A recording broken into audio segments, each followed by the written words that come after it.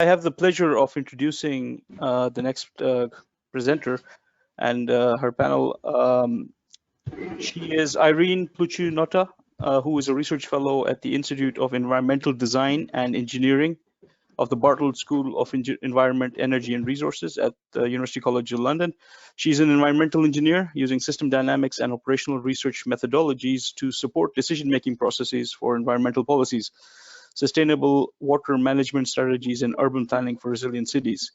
She develops case-based research, designing and leading several participatory modeling workshops for generating and evaluating policy alternatives in case studies across Europe.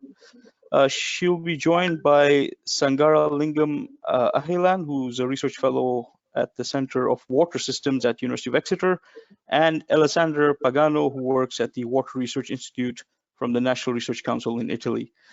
Their presentation is titled System Dynamics to Investigate Sustainable Urban Water Management in the Ebbsfleet Garden City. Thank you. Over to you, Irene. Hi, hello everyone. I'm just, no. Okay. Can you see my presentation, right? Yes, we can, yes. Okay, thank you very much. So, hi everyone. As you said, I'm Irene Pluchinotta and I'm a research fellow at the UCL. The research that I'm presenting today is being conducted as part of the Urban Flood Resilient Project. That is a project started in 2016 and that will finish in a few months. The project is funded by the EPCRC, that is the Engineering and Physical Science Research Council, and has all the multidisciplinary large-scale projects. It has different branches and work package. I will not go into detail here, but however, to give you a little bit of background, if I can move on the slide, yes.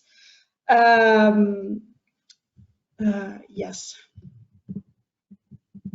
Okay. However, to give you a bit of background, the main aim of the project is to make urban flood resilient achievable, and in doing that, by making transformative change possible through the adoption of the world system approach to the urban flood and water management. So this means that achieving urban flood resilience is not only an engineering solution, but it's also about designing assets that community supports. And this happens when stakeholders are aware of are part of this modeling process or part of the decision-making process, and they are aware of the ultimate benefits related to the proposed solution.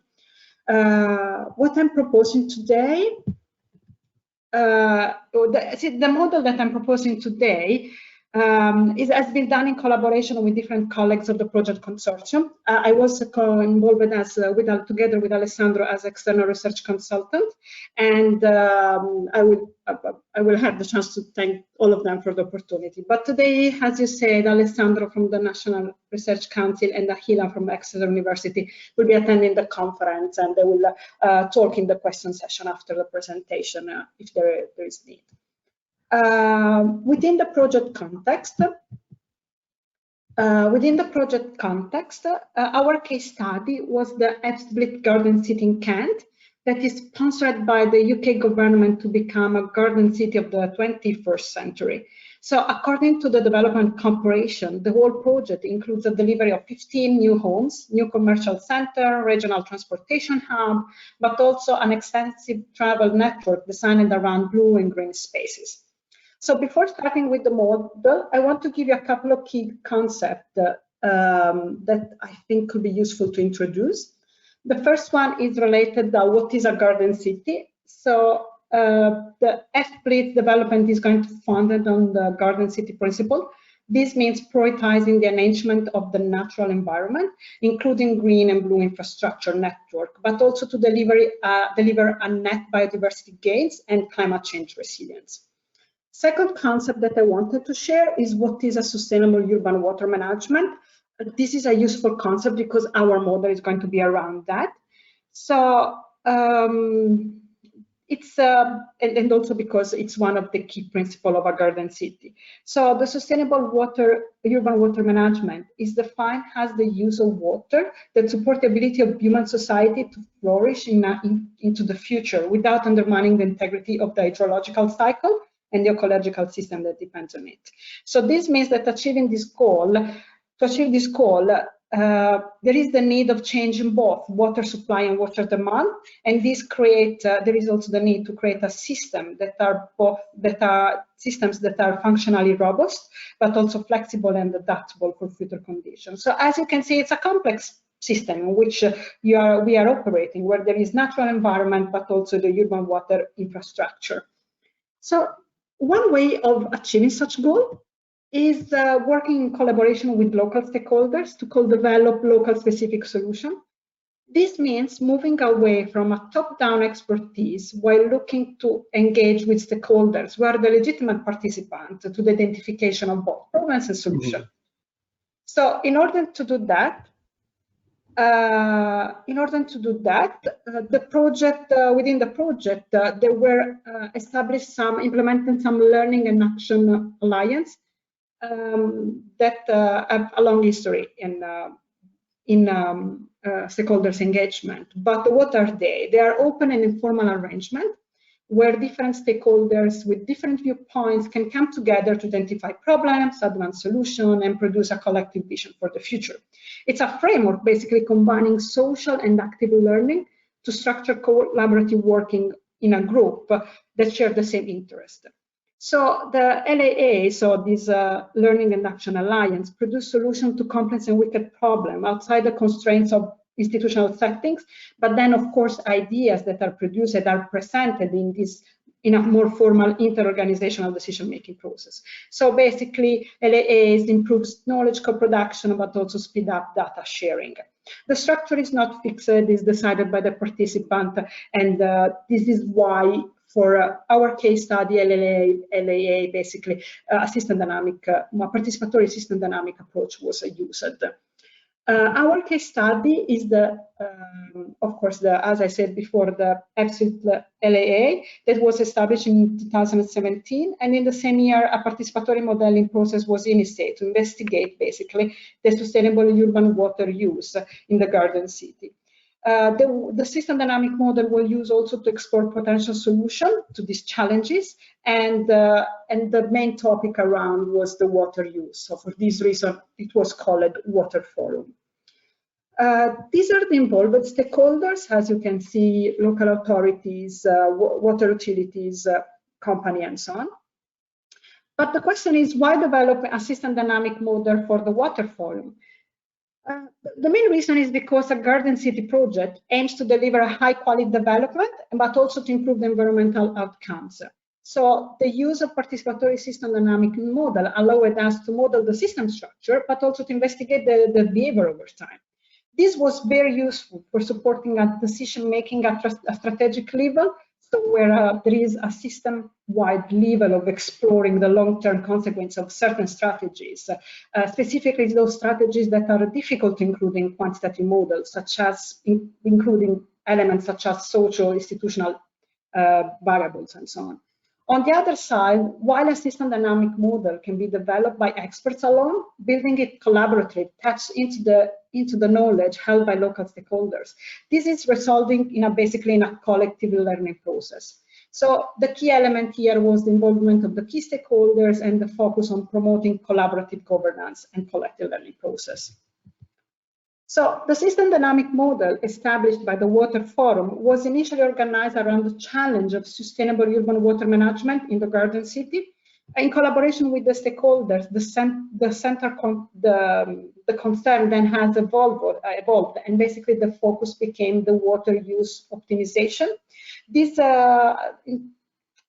From this point, the key research question that was addressed was the following one: how might residential potable water consumption in the Garden City be reduced through a range of interventions, such as social, environmental, or economical policy incentives, or also technical intervention? In order to do that, this is the modeling process that we developed. So the modeling process consisted of 5 workshops and several iterative meetings. The first part aimed to collectively build a cascade diagram, so via activities of knowledge elicitation and structuring. Then the cascade diagram was rearranged and validated thanks to another workshop. Afterwards, Several internal meetings between the modelers, the experts, were needed to translate the case-root diagram in a stock and flow model. And then the model was calibrated and then validated via another workshop. The end point was basically a scenario definition and scenario building with the stakeholders, and then a scenario analysis in order to support what I called before a collective learning process. I will go quickly to the process. So as said, the first workshop was around the problem definition. So the identification of 5 problem dimensions and key variables associated to the sustainable urban water management. At the end, the stakeholders decide to focus only on one problem that, again, is the water use. The second and the third workshop were around the variable identification, and also the main structure of the case-root diagram was built, following, yes, the group model building approaches. And then this is the final case-root diagram for the potable water use of our case study. The validation workshop helped in the identification of the missing links that are the one in green. And the objective of the workshop was for the stakeholder to assess the validity of this relationship, and also to make change in case they wanted to. This workshop was used also to co-define scenarios. Basically, stakeholder proposed an idea of scenario that wanted to test. Because this workshop focused only on specifically on validating and redefining the case-root diagram, only general ideas for the scenarios were developed.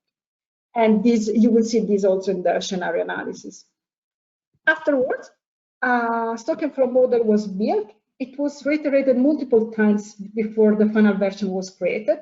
It's basically, the conceptual structure is based on the case-root diagram, of course, but the structure was also developed through the knowledge obtained from the existing research papers, but also policy report, other published material, and in addition to the experts' knowledge. Of course, these represent one of possible setup of a system dynamic model around the issues of potable water balance. The system dynamic, like the case-root diagram, focus on this dimension, and the variables in green identify the input variables already identified from the case-root diagram, so discussed from the with the stakeholders, while the variables in red identify input variables that have been added during the stakeholder workshop, but they represent strategies, so that they have been identified from the stakeholders, and they represent a way to modify the state of the system and its dynamic evolution. So these variables are, I don't know, regulatory policy instrument that is in the bottom part, or you have also socio-environmental and scientific policy instrument, the economical policy instrument, and they all represent macro areas of intervention for strategies. Here there is a summary of the key assumption of the model. So the model runs for 30 years. Several variables are represented in a dimensional scale, so from 0 to 1. These values, so the values closer to 0 represent the variable which is low, limited, and not available. And on the other side, variables closer to 1 represent what is high, relevant, or present. The initial values and the scenario values of the variables were defined according to with the stakeholders. If we go back to the model, I will not have time to go into detail here, but I'm very happy to talk about this later. And also, we are submitting a paper describing this case study, so I hope that in a few months all of this will be published. But if we focus on the key element, is the water balance, the potable water balance. This component depends primarily on the difference between potable water demand, that is conditioned by the water bills, and also from the yearly water supply. This is directly affected by the outdoor residential use of potable water, but also by the grey water reuse, but also the rainwater harvesting. If we go on the top part of the model, the water supply section, the water supply mainly depends on the availability of water, of course, and is related to 2 main systems, the Thames Water Utility Limited and the one from Southern Water. On the Thames Water one is older than the Southern Water network, distribution network. So the effect of leakages are taken into account thanks to related variables. And these are the leakage ratio, that is the variable, depend both on aging and on investment in leakage reduction. So as you can see, all these elements of the network well introduced too.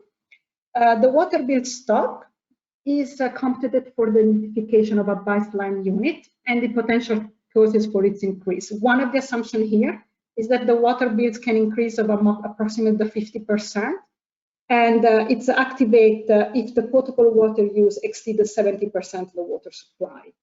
And of course, it can, this increase is limited by the use of water efficient device. All of this was described by the stakeholders and the expert. If we move on the scenario analysis, the main aim here was to provide a comparison between different strategies rather than evaluate one single strategy. So different scenarios were proposed and designed during the stakeholder workshop.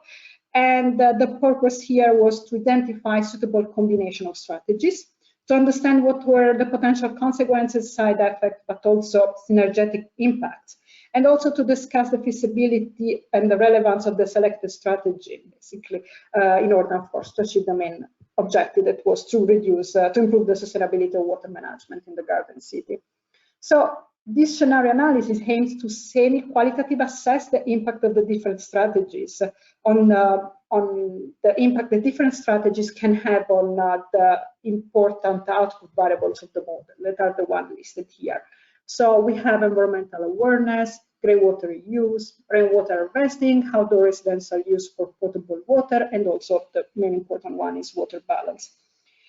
So again, I want to specify that this scenario analysis does not aim to quantify the exact change in the state of the model parameters, but rather it compares the trend and under multiple different conditions of this key variable.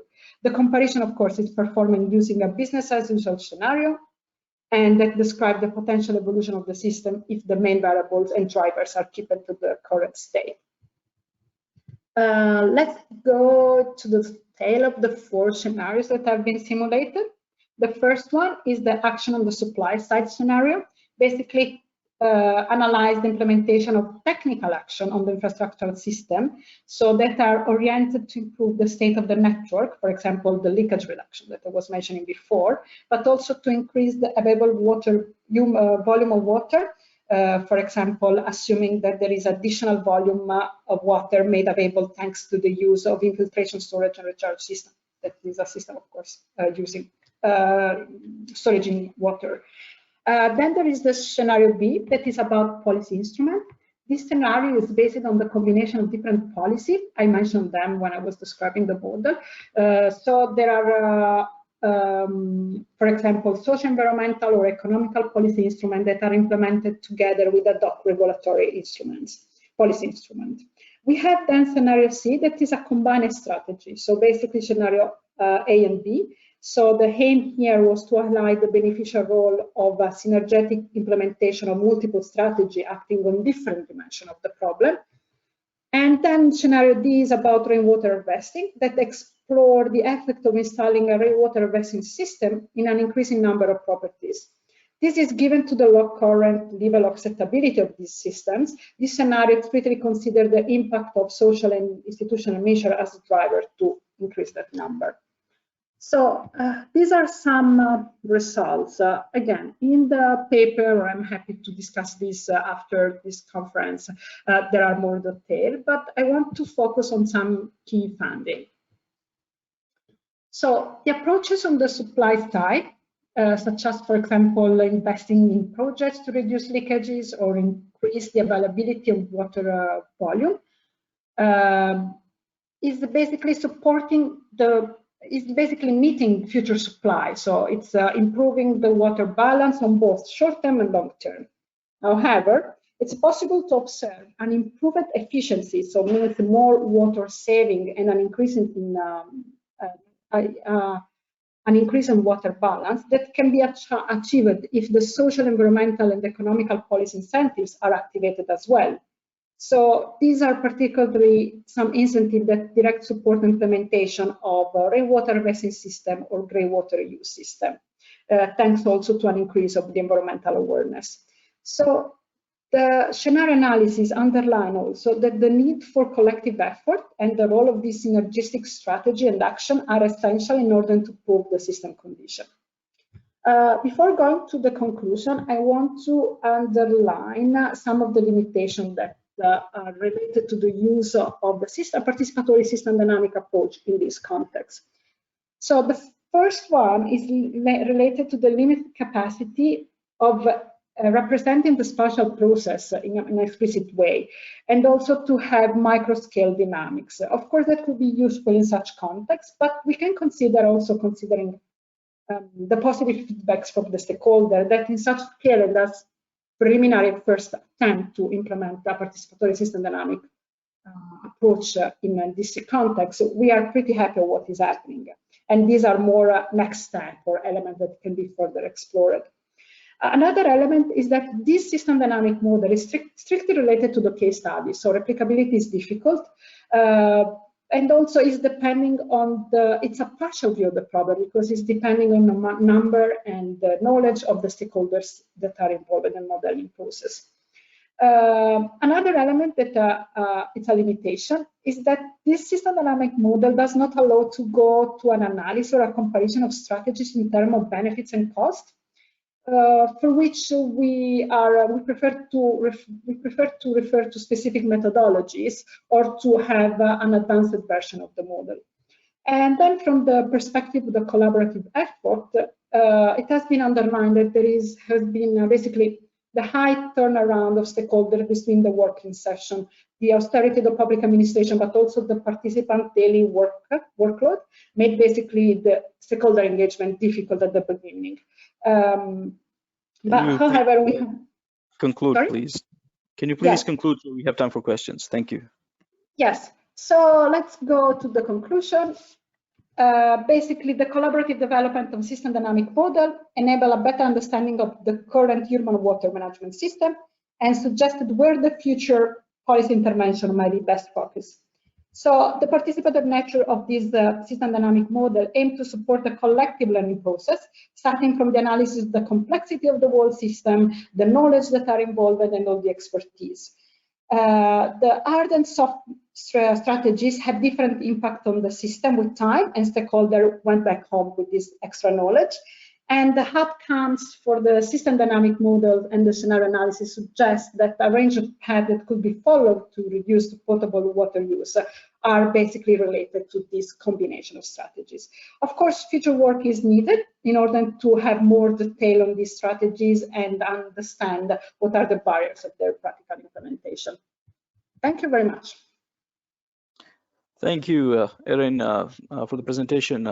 If there are any questions, can you please send them in, or if you have any comments, or you can ask the questions directly, put your hand up and I'll turn it over to you.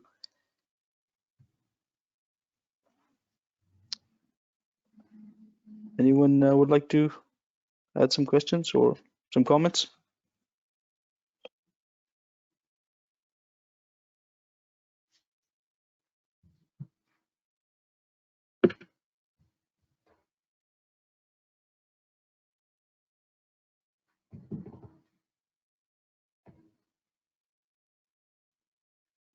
Okay, looks like everyone's tired after a lot of presentations, but I think Douglas has a question. So he's interested in discussing the challenges of comparing scenarios in model, in quotes, but perhaps not now. But that was just a comment that Douglas made. We have from Sydney as well. Sydney, I'm going to unmute you so you can speak yourself. Oh, great, thanks. I'm someone who's quite new to systems dynamics modeling, so other people may be more familiar with this, but when I was looking at the diagram that you made with the stocks and flows also indicated, I was just wondering, because one of the things we heard this morning was that a stock kind of has to be this kind of more what was the word used, axiomatic kind of stock. So understanding like how something like environmental awareness can be seen as a stock, like how did you decide that could be a stock? And when it's something that's quite dependent on different people's perceptions, and there's quite a high, it's like a social it has a lot of social aspects to it, I guess, where something like population or water bills is much more straightforward. So I know it's probably a simple question to others, but that's something I would be interested to understand more about. Thank you very much for your question. So I will start with the answer, giving you a little bit of background, and then probably Alessandro or Ahilan can complete my answer. We decided to consider environmental awareness as a stock, being a kind of knowledge that can be basically stocked over the model. Because if you go back to the model, you will see that awareness is basically depending on the educational program or other social environmental element. That if they're happening, means that this quantity of knowledge about the environmental aspect that include an action or not can be basically considered as a stock for this reason. This was the assumption that we decided to make with the stakeholders, and also when talking with the stakeholder, with the expert.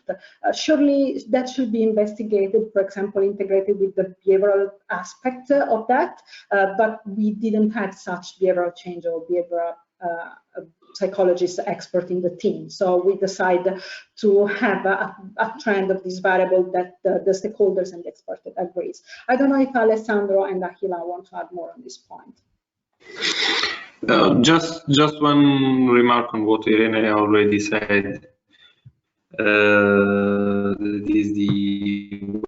selection of the variables that should be considered as stocks was made by us, by the modelers.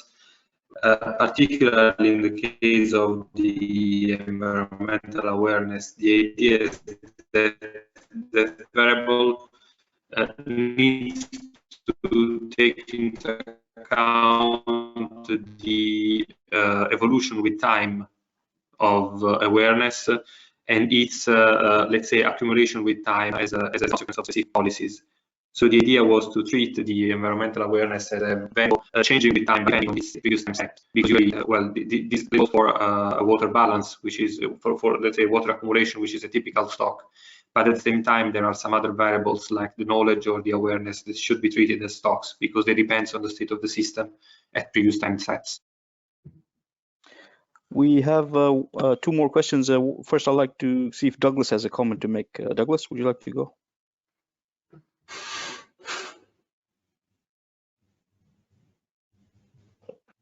Douglas, you're unmuted. Hello. Yeah, I'm actually in the middle of just writing Irene an email because I. Hello, can you hear me? Yes, we can hear you now. Hello. You can hear me. We can hear you. Yeah, I imagined I'd missed the boat in terms of questions, so I'm emailing Irene just now, but just interested in discussing how you go about comparing and analyzing scenarios within the model rather than extracting it from the model and doing some other kind of analysis. So I have some opinions about that might be interesting to discuss, but I wouldn't bore the other members of the audience with my technical issues. Thank you very much for sending an email about that, and for sure we can have a discussion. Thank you. Okay, just a final question. We want to hear the soothing voice of David Carter in the background. David, could we have you ask a question? Hi. We're living in unusual times at the moment. How does your model cope with large-scale water usage going up and down?